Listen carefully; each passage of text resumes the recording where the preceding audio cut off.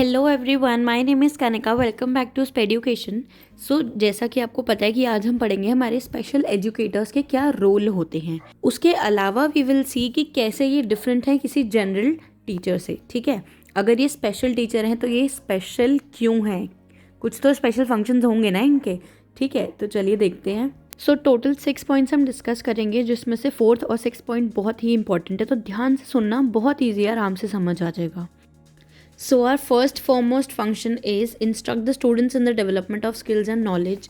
बच्चों को इंस्ट्रक्ट करना। स्पेशल एजुकेटर अपने स्पेशल नीड्स बच्चों को इंस्ट्रक्शंस देती हैं, जो भी नॉलेज वो उनमें इम्पार्ट करना चाहती हैं उससे रिलेटेड इंस्ट्रक्शंस देती हैं।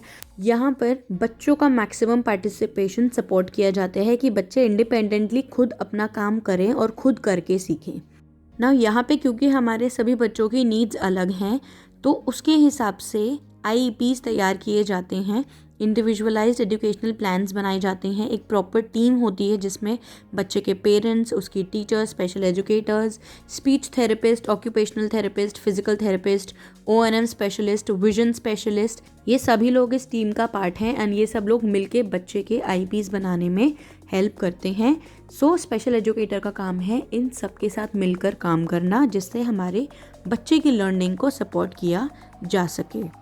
Now coming to our third point, which is providing consultation and support services, which includes in-service training of regular and special education teachers। अगर किसी रेगुलर टीचर्स को ज़रूरत है, ठीक है, या स्पेशल एजुकेटर्स हैं, मे बी नए हैं, ट्रेनीज़ हैं, तो अगर उनको कोई इन सर्विस ट्रेनिंग चाहिए, किसी भी तरह की हेल्प चाहिए, तो हमारे स्पेशल एजुकेटर वो फंक्शन भी परफॉर्म करते हैं। स्कूल पर्सोनल वहाँ का जो स्टाफ है, जो ह्यूमन रिसोर्सेज हैं, उनको सर्विसेज प्रोवाइड करते हैं, उनको हेल्प करते हैं। सो जहाँ भी जिन एरियाज़ में भी जिन जिन लोगों को हेल्प की ज़रूरत है, हेल्प किस चीज़ के लिए, हमारे बच्चे की डेवलपमेंट में जो लोग हेल्प कर रहे हैं, अगर उनको किसी तरह की हेल्प की ज़रूरत है तो स्पेशल एजुकेटर उनकी हेल्प करते हैं। उनको जिस भी तरह की ट्रेनिंग देनी है वो ट्रेनिंग दी जाती है।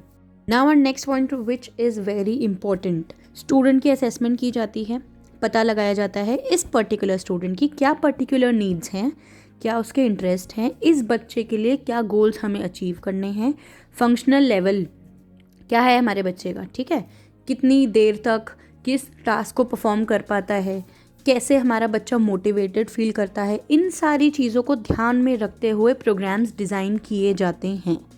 Alright, coming to our next point, which is prepare and utilize equipment and materials for the development of skill as it is related to APE। जो skills हमें develop करनी है अपने बच्चे में, उससे रिलेटेड मटेरियल तैयार किया जाता है एंड उसका यूटिलाइजेशन होता है, उसका इस्तेमाल होता है।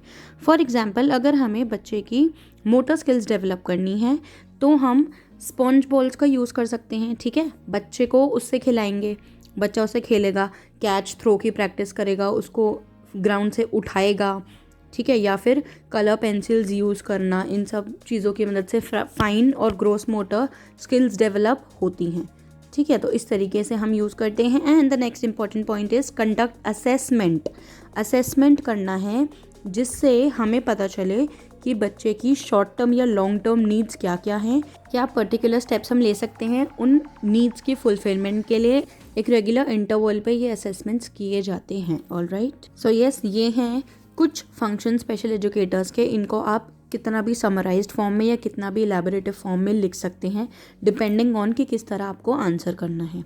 ठीक है, बाकी videos you can check out, helpful रहेंगे for sure. And yes, this is it for this one. I will see you super soon in my next video. Till then, take care, bye bye.